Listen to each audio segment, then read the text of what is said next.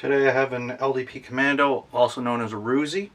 It's a Rhodesian personal defense firearm from, well, Rhodesian Bush War period. Hence the flag. So pretty straightforward. It's an open bolt, which is one of only a few that is allowed here in Canada.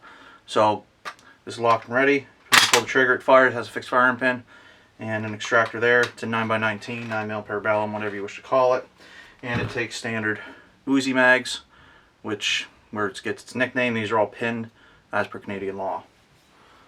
So, which you'll see in I got an older shooting video I'll be uploading with this when I first had it, and that's why it's capped, is because the magazine restrictions in this country.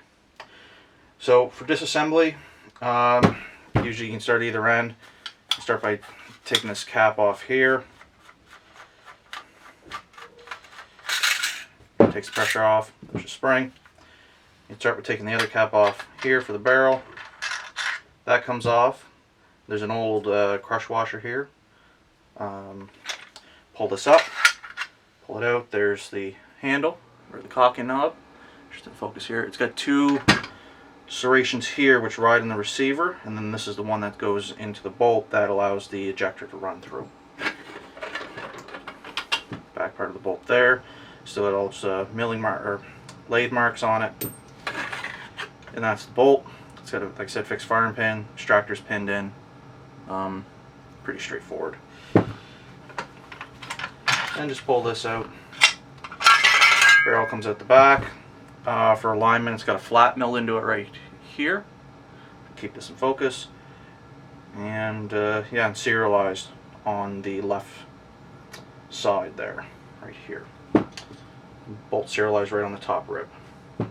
And that's it. Then you just got the pipe here. As far as assembly goes, rear sights are, for other reference, serial numbers right here on the upper receiver tube. Rear sights just riveted in. These two guides here are riveted in as well by the looks of it, possibly tack welded. The trunnion up at the front here, I believe that's what we're going to call it, or I'm going to call it that at least, is staked and welded up here. And other than that, it's just the tube that's got all these pieces cut out of it. So there's that. And then you just got the lower. I am not going into this. I'll say that right now. I'm not going into this. This is all the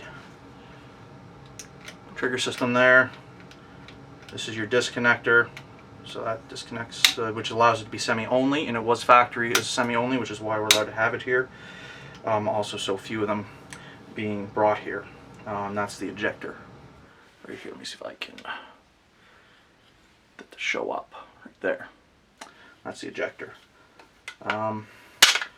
Stock just folds like that. Spring clips back here. It's all, everything's either welded or riveted. Like the front sight piece here is its own piece, and it's welded on the inside. The clips here just got a hollow drill through them, and they're screwed in. And then you get the trigger assembly. The safety, let me see. And get that over. Okay. So the safety, let me see if this is going to show up right here. The safety, you see that piece rotating right here? It's right there. It'll still fire. However, it makes the trigger pull atrocious.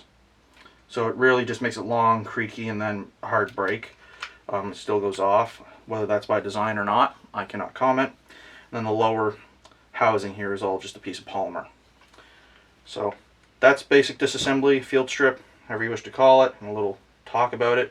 Feed ramps there. And let me see if I can get another view in here.